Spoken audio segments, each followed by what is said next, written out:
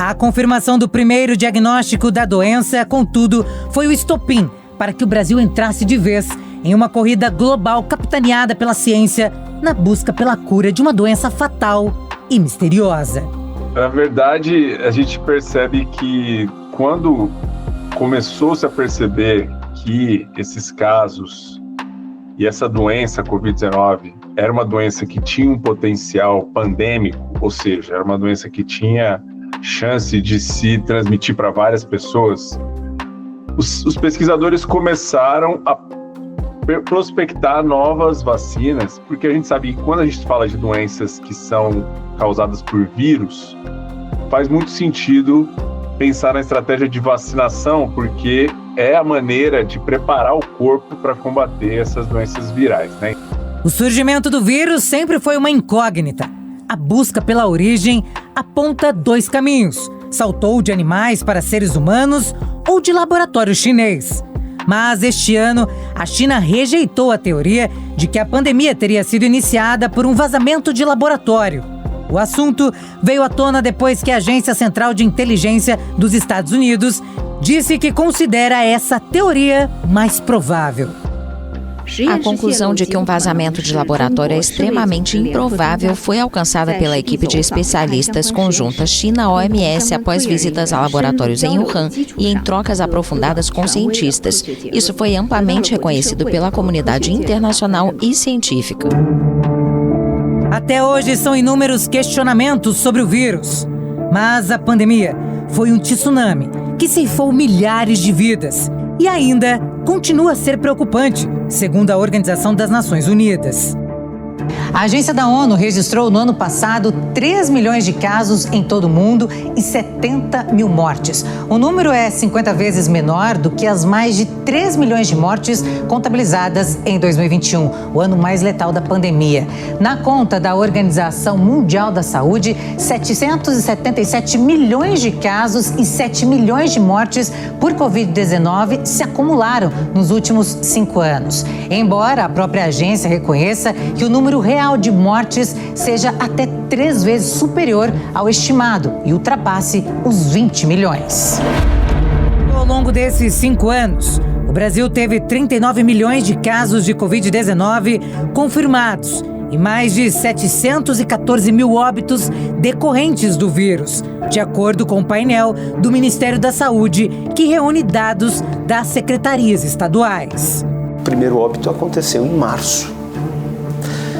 Quer dizer, todas aquelas histórias que a televisão trazia, a televisão, o rádio, o jornal, longe, lá na China, logo depois a Itália, de repente nós tínhamos ela aqui no Brasil e já com um contingente populacional até que no final de março se define a obrigatoriedade, especialmente no estado de São Paulo, de se fazer um lockdown, impedindo realmente das pessoas circularem para que nós pudéssemos ter e garantir a segurança das pessoas. O avanço da doença em todo o mundo levou a políticas de confinamento e limitação de transporte e um caos generalizado na saúde pública. Foi aberto um comitê de contingência ao Covid, de enfrentamento ao Covid, trazendo a ciência para que ela sim pudesse entender e pautar as ações de governo, fazendo com que a segurança da população fosse garantida. Mas, de novo, a prioridade aí era a saúde e a vida. Esbarrava interesses políticos, esbarrava interesses econômicos, porque claramente todo mundo queria manter o seu comércio aberto. O mundo fazia de tudo para se adequar a uma realidade com a qual ninguém estava preparado. Mudou muito a rotina, né? Então a gente ficou muito tempo em casa. Eu acho que a questão emocional abalou muito todo mundo. Você se sente um pouco... Não, você sente um pouco, não inútil, né? É uma palavra um pouco forte, mas sem uma função ali, né? Eu fiquei desempregada também nesse período, então foi bem triste, assim, o emocional ficou muito mais abalado. E o medo também, né? A incerteza ali de todas as consequências da doença, se você estava, se você não estava. A primeira coisa que aconteceu na vida de muita gente foi a sensação de impotência. Então, nesse momento, as pessoas precisaram se ressignificar e cada um foi buscar suas ferramentas. Cada um usou a ferramenta que conseguia e podia na época. E realmente, é corpo são, mente sã e um ajuda o outro. De acordo com os médicos, o período ficou marcado por uma intensa discussão sobre o tipo de tratamento adequado e estratégias para impedir a disseminação do vírus. O Covid, ele trouxe muitas incertezas, do ponto de vista médico, o que poderia ser feito, qual era a melhor conduta, ainda não tinha estudo científico suficiente. Fizeram uma série de tentativas, de medicamentos que depois se mostraram ineficazes, a gente realmente não sabia como lidar.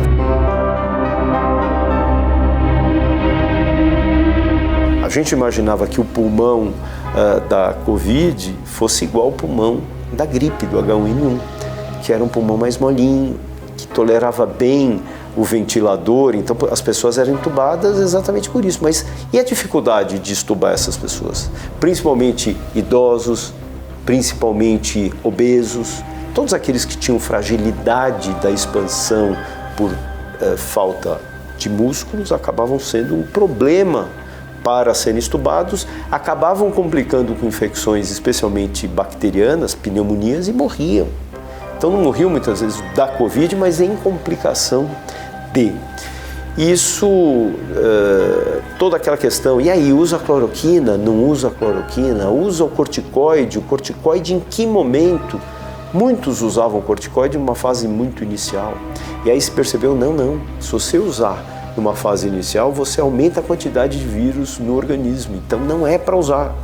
Então, seguramente foi se entendendo e se colocando as coisas no lugar, entendendo que o corticoide devia ser usado só na segunda semana, nunca na primeira, que a intubação não faria bem, os catéteres de alto fluxo que proporcionavam cerca de 10 litros de oxigênio por minuto, davam essa possibilidade desses pacientes saírem melhor.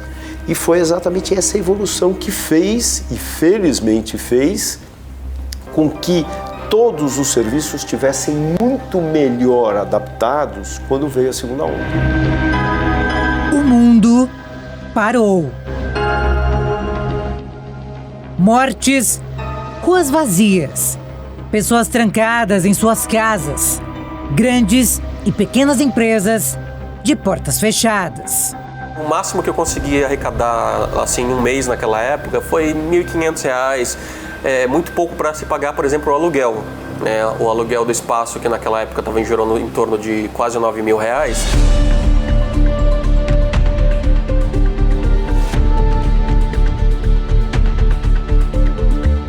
Jairo tem um bar e precisou achar alternativas junto com o sócio para sobreviver na pandemia.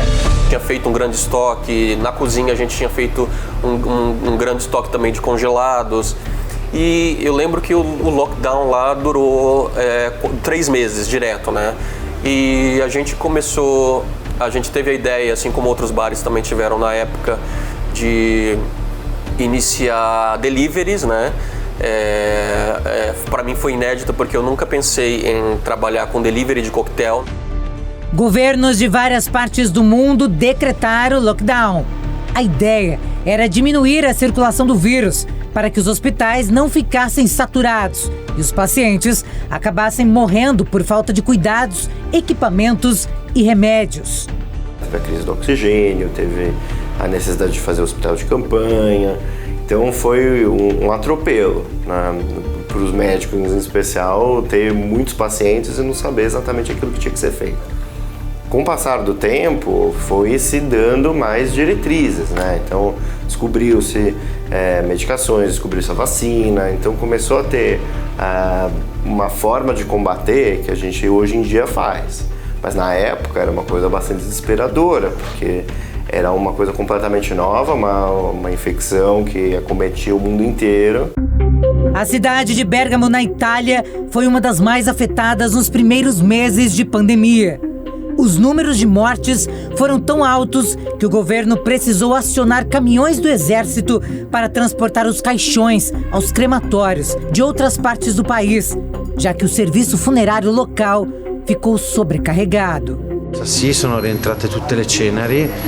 Todas as cinzas dos falecidos cremados retornaram a Bérgamo. O trabalho que estamos fazendo, pelo qual agradeço aos nossos funcionários, é de assistência contínua a essas famílias. Estamos devolvendo as cinzas a elas e garantindo um mínimo de solidariedade com essas pessoas. De solidarietà com queste pessoas.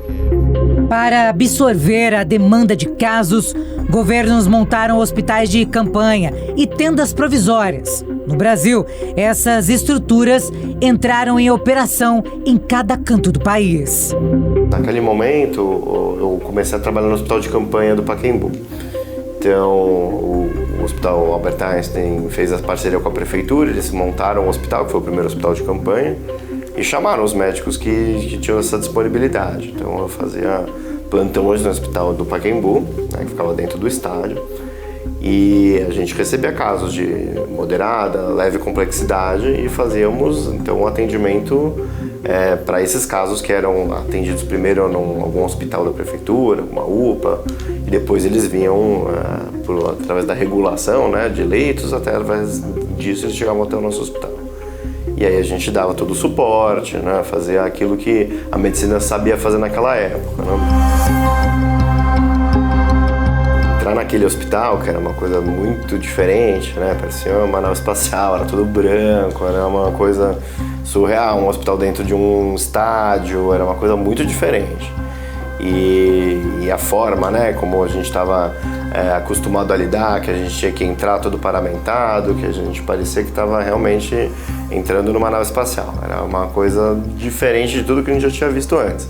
E foi uma experiência muito, muito única, né? Foi muito engrandecedora, foi uma experiência com certeza carrego para a vida, formei, enfim, amigos que eu carrego para a vida também, os outros colegas que trabalharam lá, foi uma coisa, um momento assim muito, muito diferente. Em tempo recorde, os cientistas se empenharam em uma corrida contra o vírus e desenvolveram as primeiras vacinas com base em novas tecnologias. Vamos lembrar que a vacina foi um marco incrível, e eu lembro exatamente o dia em que a Anvisa fez uma reunião com transmissão a nível nacional e parecia final de Copa do Mundo, né? A população toda querendo saber se a vacina ia ser aprovada e se finalmente a gente poderia se vacinar aqui no Brasil. Eu tive alguns pacientes que viajaram para os Estados Unidos, viajaram para o Caribe atrás da vacinação. Então esse turismo, inclusive de saúde, para ir atrás da vacina para quem podia, aconteceu e aconteceu com frequência, de tão importante que era você conseguir a vacinação. Então é fácil da gente entender que num tempo recorde, jamais visto no passado, nós conseguimos sair praticamente do zero até uma vacina que tinha sua segurança, que já tinha... ninguém pulou as fases dos estudos, mas os estudos foram feitos todos ao mesmo tempo, porque a gente tinha muita urgência e foi investido muito dinheiro para você ter logo uma vacina. Então, em menos de um ano, a gente consegue já ter licenciado pelas agências regulatórias uma vacina para poder ser aplicada no braço. E a partir daí a coisa muda, né? Nós estamos falando lá no início de 2021, né? Então a gente passa um ano que foi uma tragédia, 2020 mudou. Eu não conheço um brasileiro ou uma pessoa que não mudou a vida. No final daquele ano, os primeiros imunizantes desenvolvidos pela Pfizer-BioNTech e Moderna foram aprovados para uso emergencial em diversos países, após ensaios clínicos. Em 8 de dezembro de 2020, a inglesa Margaret Keenan, na época com 90 anos, se tornou a primeira pessoa a receber uma vacina contra a Covid-19 fora dos testes clínicos. As primeiras versões dos imunizantes tinham acabado de receber a aprovação das agências regulatórias. No momento, a mulher falou com jornalistas. Contou que era um misto de sentimentos que vivia. Não sei como me sinto. É tudo estranho, é tão maravilhoso. Na verdade, isso é por uma boa causa. Então estou muito feliz por ter feito isso. A Agência Nacional de Vigilância Sanitária aprovou no dia 17 de janeiro de 2021 o uso emergencial da vacina chinesa Coronavac e da britânica AstraZeneca Oxford contra a Covid-19. Foram as primeiras a obter o registro no Brasil. Essas vacinas estão certificadas pela nossa Anvisa. Elas foram analisadas por nós, brasileiros, em um tempo, o menor e o melhor tempo, estabelecido por nossos especialistas. Confie na Anvisa. Confie nas vacinas que a Anvisa certifica. E quando elas estiverem ao seu alcance, vá e se vacine. Desta forma, o país iniciou a campanha de vacinação com a Coronavac, produzida pela empresa chinesa Sinovac, em associação com o Instituto Butantan de São Paulo, a única das duas vacinas que estava disponível em território nacional, como explica Gustavo Mendes, diretor de qualidade e assuntos regulatórios do Butantan. Há mais ou menos a mesma época onde se anunciou a situação global de emergência, começaram as primeiras pesquisas e aí surgiram diversos tipos de tecnologia de vacinas diferentes, né? Diferentes empresas começaram essas pesquisas e essas iniciativas com diferentes formas de se combater, né? E aí uma delas foi a do Butantan, que foi uma parceria com a Sinovac, uma empresa lá da China que já pesquisava vacinas que são vacinas de vírus que a gente chama de inativado, que é pegar o vírus, isolar, matar ele, né, tornar ele um vírus morto, mas transformar ele numa vacina, preservar a sua estrutura para transformar ele numa vacina. Então essa foi a tecnologia usada pelo Butantan. A partir daí, a expectativa do povo por dias melhores começava. A gente está na expectativa, né, de que todo mundo seja vacinado e que todo mundo volte ao convívio social, né? Que possam, alguns até por falta de emprego estão passando fome, que possa o mundo voltar ao normal. É o que todos os brasileiros, eu acho que todo mundo espera, né? Contra um inimigo visível, a principal resposta que o Ministério da Saúde deu no enfrentamento ao vírus foi a vacinação dos brasileiros. Era o início de uma respiração menos difícil para o país. Acho correto, eu acho que já deveria ter aprovado, acho que demorou muito.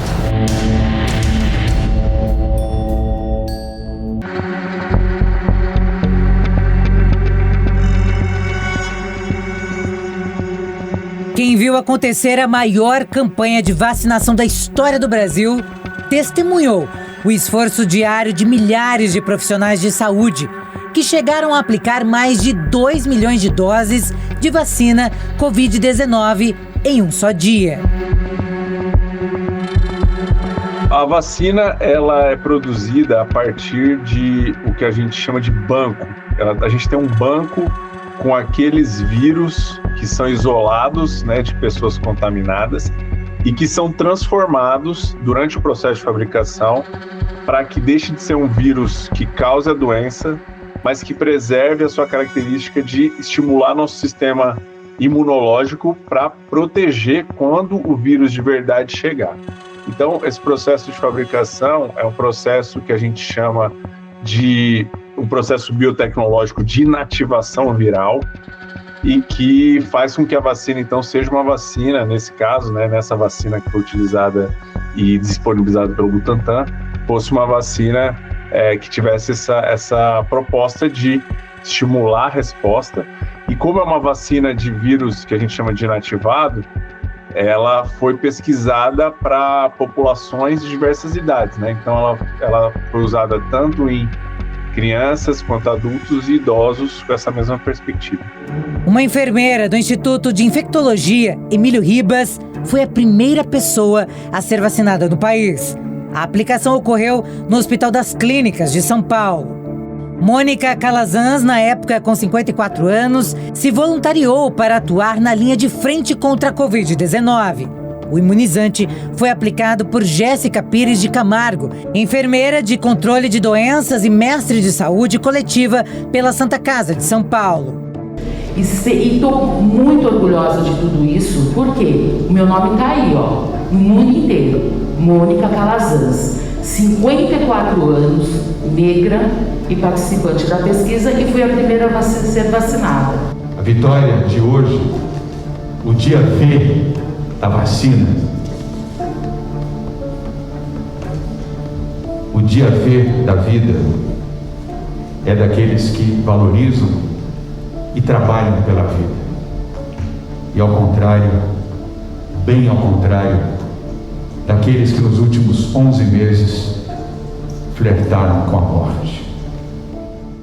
O momento marcou a vida dos brasileiros. Eu não tenho dúvida que foi um momento de grande emoção. Mas ao mesmo tempo que era um momento de grande emoção, e eu confesso que eu olhava ali, aconteceu no Hospital das Clínicas, no prédio de ambulatórios, eu falava, meu Deus, eu queria tanto eu poder vacinar minha mulher. Como eu disse, ela tinha comorbidades, eu falei, eu dou a minha dose para ela, mas eu não podia. Eu tinha que aguardar os ritos, inclusive para que eu, como médico, fosse, no momento certo, vacinado. Então aquele era um gesto de esperança, aquele era um momento de muita emoção que eu tenho certeza que não foi só comigo, mas com todas as pessoas que assistiram aquele momento.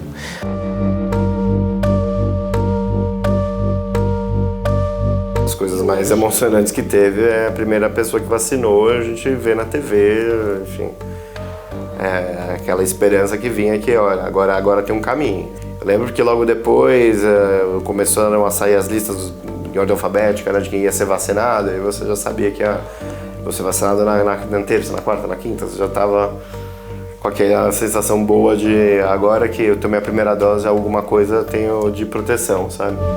Esse foi o início, onde o Brasil começou a viver com um pouco mais de tranquilidade. As vacinas contra a Covid-19 mudaram a história da pandemia. Em maio de 2023, chegou ao fim o alerta de emergência de saúde pública que foi aceso pela Organização Mundial da Saúde. Apesar do fim do status de emergência sanitária de alcance internacional, o diretor-geral da OMS alertou que não se deve enfraquecer medidas preventivas e sistemas de saúde. This virus is here to stay. It's still killing. Esse vírus veio para ficar, ainda está matando e ainda está mudando. Permanece o risco de surgimento de novas variantes que causem novos picos de casos e mortes. A pior coisa que qualquer país poderia fazer agora é usar essa notícia como motivo para baixar a guarda, desmantelar os sistemas que construiu ou enviar a mensagem à população de que não há nada para se preocupar contra a Covid-19. To dismantle the systems it has built, or to send the message to its people that COVID-19 is nothing to worry about.